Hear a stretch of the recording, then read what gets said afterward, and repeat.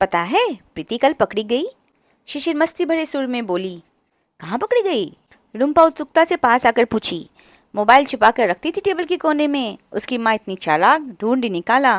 फिर क्या, खूब पिटाई हुई। क्लास में क्या रो रही थी, बस पूछो मत।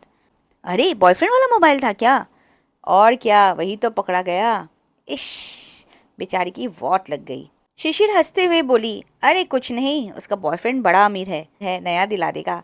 पर असली मजे की बात सुन। राफत सर नए हेयर कट और क्लीन शेव करके आए थे। बिल्कुल चिकन जैसे लग रहे थे। क्लास में गुस्से हम तो हंसी रोकने की कोशिश कर रहे थे, लेकिन नीलू तो ठहाके लगाकर हंसने लगी। हे भगवान, तूने तो मुझे बहुत कुछ मिस करवा दिया, रुम्पा हंसते हंसते बोली। अरे अभी तो तू बाहर घूमने गई थी ना, तुझे क्या पता 3 दिन में कितनी कहानियां हो गई। और बोलना क्या क्या हुआ। फिर शुरू हुआ एक के बाद एक घटना। कौन किससे बात कर रहा, कौन नए जूते पहन कर आया, किसका रिजल्ट खराब, किसकी मम्मी स्कूल में आके डांट लगाई।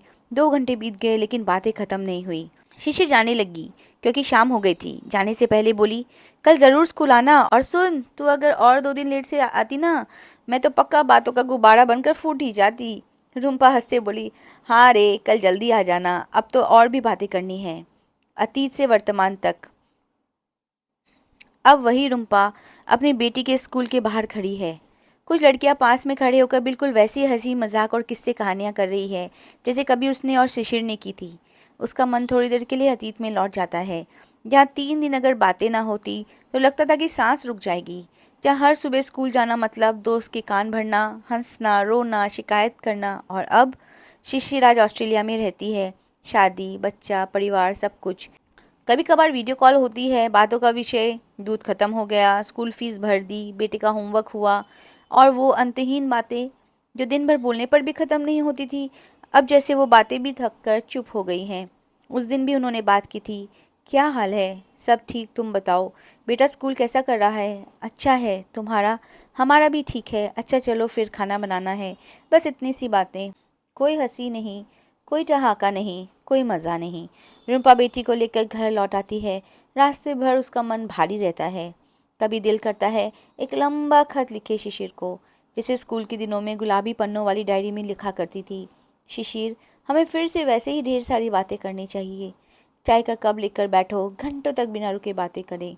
प्रीति, राफत सर, नीलू, वो सब और हम दोनों, जिनकी बातें कभी ख़त्म ही नहीं होती थी। पर खत नहीं लिखती, बस मोबाइल खोलती है, शिशिर का चैट बॉक्स खोलकर कुछ देर दिखती है, फिर लिखती है, कल थोड़ी देर के लिए कॉल कर सकती हो, बहुत कुछ कहना है।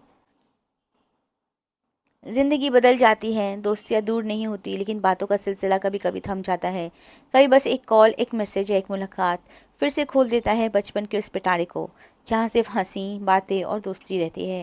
ये कहानी हमें दिखाती है कि कैसे पुराने रिश्ते समय के साथ बदल जाते हैं, लेकिन उनकी नींव में छिपी वो मासूम बातें हमेशा दिल के किसी कोने में जीवित रहती है। बस एक छोटी सी कोशिश का इंतज़ार करती है ताकि वे फिर से खिल उठे।